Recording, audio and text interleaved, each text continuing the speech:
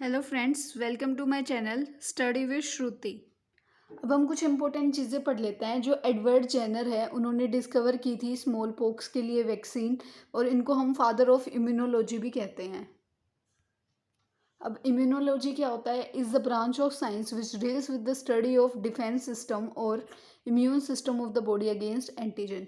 Immunology वो होती है, मतलब वो ब्रांच होती है साइंस की जो डील करती है स्टडी, मतलब जो स्टडी करती है डिफेंस सिस्टम पे या फिर इम्यून सिस्टम पे जो हमारे एंटीजन के अगेंस्ट फाइट करता है हमारी बॉडी में। Immune system is related to the thymus gland present near to the heart. Immune system जो है वो थाइमस ग्लैंड से जो है रिलेट होता है, जो हमारे हार्ट के पास प्रेजेंट होता है। In children and old age people chances of getting disease are higher because thymus gland is less developed, decrease size and less active.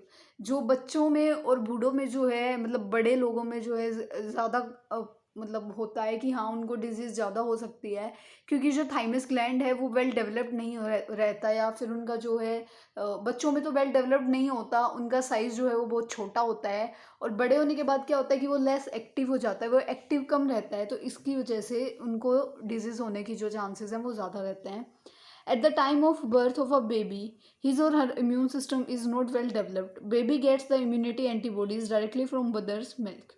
तो क्या होता है कि जब बेबी होता है, एक इन्फेंट बेबी होता है, तो वो उसका तो इम्यून सिस्टम वेल डेवलप्ड नहीं होता, तो उसकी बॉडी को जितनी भी एंटीबॉडीज़ चाहिए होती हैं वो उसको अपनी मदर के मिल्क से ही जो है मिलती हैं। इन our body the defence system includes the following. कौन कौन से ऐसे हैं जो इंक्लूड होते हैं हमारे डिफेंस सिस्टम में?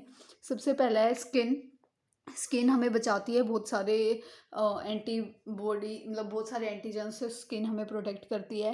हेयर या फिर म्यूकस जो हमारी बॉडी में प्रेजेंट होता है वो भी हमें हेल्प करते हैं। Different types of chemicals like HCl। HCl एक केमिकल है, मतलब हम कुछ भी खाते हैं तो हमारे जो स्टमक में HCl जो है प्रोड्यूस होता है, और ये इतना ज़्यादा मतलब कंसनट्रेटेड होता है, या हम कह सकते हैं इतना ज़्यादा स्ट्रॉन्ग होता है कि ये किसी भी चीज़ को डाइजेस्ट कर सकता है। ये बहुत सारे बैक्टीरियाज को, जर्म्स को तो हमारे स्टमक में ही किल कर देता है और उससे प्रॉब्लम होने ही नहीं देता है।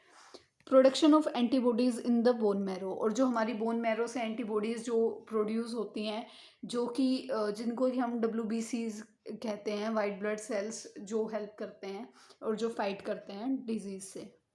अब हम कुछ डिजीज़ देख लेते हैं, जैसे कि कैंसर। कैंसर क्या होता है? A disease in which rapid uncontrolled of cell division of cells takes place in a particular part of body. Example lung cancer, blood cancer etcetera. तो कैंसर एक डिजीज़ है जो हमने बहुत सुना है। तो इसमें होता क्या है कि जो सेल डैमेज हो जाते हैं या फिर किसी सेल पे वायरस वगैरह आता है, तो वो जो सेल है ना, उसका बहुत ज़्यादा डिवीजन होना शुरू हो जाता है। वो सेल बहुत ज़्यादा हमारी बॉडी में बनते हैं और उसको हम कंट्रोल नहीं कर सकते, वो कंट्रोल नहीं किया जाता। ये किसी भी बॉडी पार्ट में हो सकता है, किसी पर्टिकुलर पार्ट में हो सकता है। जैसे कि हमने सुना है लंग्स का कैंसर हो सकता है, ब्लड का कैंसर हो सकता है, किडनी वगैरह में कहीं पे भी जो है ये हो सकता है। प्राइमरी डोज ट्रीटमेंट क्या होता है? In it a body is administered to the small concentration of dead diluted or weakened microbes in the form of vaccine. After detection of such pathogens, antibody production gets starts in the body. Example MMR और DPT etc. तो primary dose treatment में क्या होता है कि एक बहुत ही छोटी सी कंसेंट्रेशन में डेड या फिर डाइल्यूटेड या फिर वीकेंड माइक्रोब्स को हम वैक्सीन के थ्रू अपनी बॉडी में डालते हैं, जो हमारी बॉडी के लिए हार्मफुल नहीं होते हैं। उसकी वजह से क्या होता है कि जब भी आगे जाके कुछ ऐसे पैथोजेंस या एंटीबॉडी हमारी बॉडी में आते हैं, तो वो उसके अगेंस्ट जो है हमारी बॉडी रेडी होती है और उसके अगेंस्ट एंटीबॉडीज बनाना शुरू कर देती है। Secondary dose treatment. In it, body again come in the contact of the vaccine and rate of production of antibody get increased up to maximum. Example polio drugs. तो पहले में क्या होता है कि वो हम पहले ही एक माइक्रोब हमारी बॉडी में डाल देते हैं, जिसके बाद अगर इन फ्यूचर हमारी बॉडी उसके कांटेक्ट में आती है तो वो उसको किल कर देती है। हमारी बॉडी उससे क्या कहते हैं, यूज टू हो जाती है, उसको जानती है। और सेकेंडरी डोज ट्रीटमेंट में क्या होता है कि हम दोबारा बॉडी को जो है वैक्सीन देते हैं, जिसकी वजह से जो हमारी बॉडी में एंटीबॉडीज बन रही हैं वो उनको उनके बनने को बढ़ा देता है, उनकी प्रोडक्शन को बढ़ा देता है। और इसका एग्जाम्पल है पोलियो ड्रॉप्स। अब हम देख लेते हैं कुछ, जैसे कि STD है। STD की फुल फॉर्म क्या है? Sexually transmitted disease. ये वो डिजीज़ हैं जो सेक्सुअली ट्रांसमिट होती हैं, जैसे कि एड्स, गोनेरा या फिर साइफिलिस एक्सेट्रा। एड्स की बात करें तो ये होता है एक्वायर्ड इम्यूनो डेफिशिएंसी सिंड्रोम। इसमें बहुत सारी डिजीज़ एक साथ होती हैं, इसको हम HIV भी कहते हैं। Now SARS, severe acute respiratory syndrome. Now next is Helicobacter pylori is the causative agent of peptic ulcer. ये कॉजेटिव एजेंट है पेप्टिक अल्सर्स का। It was discovered by Marshall and Warren and for they got Nobel prize in 2005।